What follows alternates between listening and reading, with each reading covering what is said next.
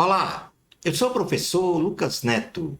Bem-vinda e bem-vindo a mais um programa Escola Bíblica no seu lar. Hoje nós vamos estudar a lição de número 6, que tem como título A Justiça de Deus. Vamos então dar início à nossa aula de hoje. Introdução da lição. A justiça de Deus exprime o amor e a misericórdia do Senhor em relação à humanidade. Nesta lição, seu primeiro ponto, conheceremos o conceito bíblico do termo justiça. No segundo ponto, conceituaremos o termo justiça divina. No terceiro ponto da lição, conheceremos os propósitos da justiça divina. E finalizando o nosso estudo, no ponto 4, veremos a natureza da justiça divina em relação à impiedade. O conceito bíblico do termo justiça. A palavra justiça, do ponto de vista bíblico, exprime a ideia de conduta reta, a retidão dos atos, a obediência a uma referência de ordenamento moral e espiritual e o respeito aos regramentos estabelecidos pela soberana vontade do Senhor, nosso Deus. Já o conceito do termo justiça divina é a aplicação prática dos preceitos, estatutos e juízos de Deus, materializadas então na ação do Senhor, em sua justiça distributiva ou retributiva, vindicativa, equitativa, social, etc. Deus age sempre segundo a sua justiça. Isto é, o Senhor, nosso Deus, não transgride a sua própria lei e expressa pela sua vontade clara e perfeitamente notável a sua justiça que está exarada na Bíblia Sagrada. Portanto, Deus estabeleceu seus preceitos, estatutos e juízos escritos em sua palavra. E da mesma forma que ele deseja que os seres humanos tenham uma conduta moral e espiritual segundo esses preceitos escritos, Deus, ele também não transgride essas leis. Ou seja, ele age segundo o que lá está escrito. Porque Deus não mente e Deus age segundo o que é justo. E Deus é justo. Passando aí para o item 3, vamos ver os propósitos da justiça divina. O primeiro propósito é que Deus, ao revelar os seus preceitos, estatutos e juízos na Bíblia Sagrada, ele apresenta então a sua justiça divina, evidenciando os seus atributos de amor e misericórdia em relação ao ser humano com os seguintes propósitos. Porque muitas vezes nós achamos que a aplicação da justiça de Deus é como se fosse um castigo, ou tão somente um castigo, a aplicação de uma lei. Mas esta aplicação da lei está embutido nela o amor e a misericórdia do Senhor, que é o que nós vamos ver daqui para frente. Então, o primeiro propósito de Deus, quando ele aplica a justiça divina, ou seja, a sua justiça, a justiça de Deus, é restaurar qualquer pessoa que ofende a santidade do Senhor. Quando pecamos, nós ofendemos a pessoa, o ser santo e puro que é o Senhor. Então, a justiça de Deus, que é representada em sua palavra, restaura qualquer pessoa que ofende essa santidade. Porque na segunda carta a Timóteo, no capítulo 3, versículo de número 16 e 17, diz assim: Toda a Escritura é inspirada por Deus. E ela é útil para o ensino, para a repreensão, para a correção, para a educação na justiça. E essa justiça é a justiça de Deus. A fim de que o homem de Deus seja perfeito e perfeitamente habilitado para toda boa obra. Então, propósito da aplicação da justiça de Deus na vida de um ser humano é restaurar este ser humano, porque este ser humano ofendeu a santidade do Senhor. Segundo propósito, promover a mudança moral e espiritual no caráter da pessoa, para que esta escape do pecado, da morte, e para ter uma pureza de vida. Na primeira carta do apóstolo Pedro, no capítulo de número 4, primeira carta do apóstolo Pedro, no capítulo de número 4, versículos 1 ao 6, diz assim a palavra do Senhor. Primeira carta de Pedro, capítulo 4, versículos 1 ao 6. Ora, tendo Cristo sofrido na carne, armai-vos também vós do mesmo pensamento. Pois aquele que sofreu na carne deixou o pecado, para que no tempo que vos resta na carne, já não vivais de acordo com as paixões dos homens, mas segundo a vontade de Deus, porque basta o tempo decorrido para terdes executados a vontade dos gentios, tendo andado em dissoluções, concupiscências, borracheiras, orgias, bebedices e indetestáveis idolatrias.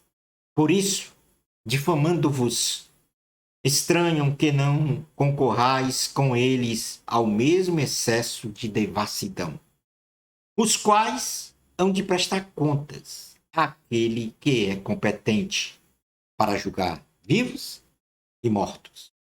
Pois para este fim foi o evangelho pregado também a mortos, para que mesmo julgados na carne, segundo os homens, vivam no espírito, segundo Deus. O segundo propósito da justiça divina, da justiça de Deus, é promover no ser humano a mudança de seu caráter moral e espiritual. Terceiro propósito, demonstrar o propósito da justiça divina, demonstrar o amor e a misericórdia de Deus através da sua justiça aplicada, que nunca estará investida de vingança. A aplicação da justiça de Deus não é vingança, não é castigo, não é maldade. Por quê? Porque a vontade de Deus para o ser humano será sempre a sua salvação em Cristo Jesus mediante a fé. Ou seja, sempre o propósito de Deus, quando ele aplica a sua justiça a um ser humano, a um povo, a uma comunidade, a uma nação, é restaurar aquela pessoa, aquele povo, aquela comunidade, aquela nação. E por isso, aí Deus demonstra o seu amor e a sua misericórdia. Como ele fez com o ser humano. O ser humano pecou, desobedeceu a Deus, feriu a santidade do Senhor. Mas ele enviou o seu Filho Jesus para salvar aquele ser humano, demonstrando o seu amor e a sua misericórdia. Porque a aplicação natural da sua justiça era a morte desse ser humano. Mas Deus vivificou esse ser humano pelo Espírito, através do sacrifício de Cristo na cruz. Logo, qual é a natureza da justiça divina em relação à impiedade? Deus profere uma nova mensagem, e aqui a gente entra no texto base da lição. Que Deus profere uma nova mensagem ao profeta Ezequiel sobre a natureza de seu julgamento com relação aos ímpios pecadores, bem como em relação às pessoas justas, que vivem segundo as virtudes morais e espirituais, de acordo com a soberana vontade do Senhor. Então, nós vamos fazer aqui uma leitura linear de Ezequiel, capítulo 14, versículos 12 ao 22, que é o texto base da lição, para depois nós realizarmos uma exegese desta mensagem que Deus fez a Ezequiel. Então, vamos fazer aqui uma leitura base. Ezequiel, vamos para o livro de Ezequiel, texto base, né, nesta lição de número 6, a justiça de Deus. Ezequiel, capítulo 14, versículos 12 ao 22, diz assim: Veio ainda a minha palavra do Senhor, dizendo: Filho do homem, quando uma terra pecar contra mim, cometendo graves transgressões, estenderei a mão contra ela e tornarei instável o sustento do pão, e enviarei contra ela fome, e eliminarei dela homens e animais.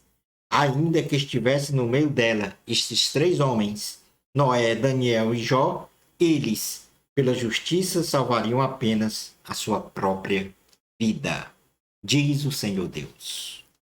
Se eu fizer passar pela terra bestas feras e elas a assolarem, que fique assolada e ninguém possa passar por ela por causa das feras. Tão certo como eu vivo, diz o Senhor Deus, ainda que esses 3 homens estivessem no meio dela, não salvariam nem a seus filhos, nem as suas filhas, só eles seriam salvos e a terra seria assolada. Ou se eu fizer vir a espada sobre essa terra e disser: espada passa pela terra, e eu eliminar dela homens e animais, tão certo como eu vivo, diz o Senhor Deus, ainda que esses 3 homens estivessem no meio dela, não salvariam nem a seus filhos, nem as suas filhas, só eles seriam salvos. Ou se eu enviar a peste sobre esta terra e derramar o meu furor sobre ela com sangue, para eliminar dela homens e animais, tão certo como eu vivo, diz o Senhor Deus, ainda que Noé, Daniel e Jó estivessem no meio dela, não salvariam nem a seu filho, nem a sua filha, pela sua justiça, salvariam apenas a sua própria vida. Porque assim diz o Senhor Deus: quanto mais se eu enviar os meus 4 maus juízos, a espada, a fome, as bestas feras e a peste contra Jerusalém, para eliminar delas homens e animais, mas eis que alguns restarão nela, que levarão fora tanto filhos como filhas. Eis que eles virão a vós outros, e vereis o seu caminho e os seus feitos. E ficareis consolados do mal que eu fiz vir sobre Jerusalém. Sim, de tudo que fiz vir sobre ela. Eles vos consolarão quando vedes o seu caminho e os seus efeitos, e sabereis que não foi sem motivo tudo quanto fiz nela, diz o Senhor Deus. Portanto, agora vamos fazer aqui uma exegese bíblica com relação a todas as mensagens que estão aqui embutidas nesse texto lido. Deus profere uma nova mensagem, como já falei, a Ezequiel. Então, a casa de Deus, ou melhor dizendo, a casa de Israel, eleita pelo Senhor para representar a sua santidade, se tornou adepta do paganismo, ferindo profundamente o coração de Deus. E por não se sensibilizar com a vontade do Senhor, eles receberam os seguintes juízos: fome, ou seja, a terra não produziria mais alimentos para o sustento do povo. Está escrito isto no versículo 13, que acabamos de ler. A invasão de animais selvagens na terra, ou seja, a terra seria invadida por animais selvagens em busca de alimentos. Deus fala isso no versículo 15. Viria guerras, a terra seria invadida por um exército estrangeiro, no caso do exército babilônico, que passaria a espada por toda a população, versículo 17, e as pestes todos seriam afetados por pestilências que atingiriam pessoas e animais. Está escrito no versículo 19. No versículo 21, Ezequiel repete a anunciação dos 4 juízos sobre o povo, sobre a casa de Israel: a fome, a invasão de animais selvagens, as guerras e as pestes. Tudo isso sobre o povo israelita daquela época, em razão de sua impiedade, ou seja, não amar as coisas de Deus, praticar o pecado, realizar o pecado, ferindo a santidade do Senhor. Essa repetição desses 4 juízos está no versículo 21. Ezequiel, a partir da anunciação desses juízos de Deus, ele também declara entre um juízo e outro a condição de que os justos salvam apenas a si mesmos, utilizando como exemplo Noé, Daniel e Jó, pessoas justas diante do Senhor. As pessoas justas, elas não podem salvar os injustos, pois cada um de nós prestará contas com o Senhor de forma individual. Salvação é individual. Não é por eu ser justo que eu vou salvar meu pai e minha mãe. Não. Cada um vai prestar conta do seu comportamento moral e espiritual individualmente com o Senhor. E o Senhor nos mostra isso nesta anunciação do profeta Ezequiel, que a casa de Israel seria submetida à fome, à invasão de animais selvagens, às guerras e às pestes. E se lá estivessem Noé, Daniel e Jó, eles não poderiam salvar a casa de Israel, mas salvariam somente eles mesmos, porque eram justos. E isso está anunciado, né, que somente as pessoas justas não podem salvar os injustos, pois cada um de nós prestará contas com o Senhor de forma individual, no versículo 14, 16, 18 e 20. Outro aprendizado importante para nós cristãos com relação à justiça divina é que esta sempre será bênção e vida para os arrependidos.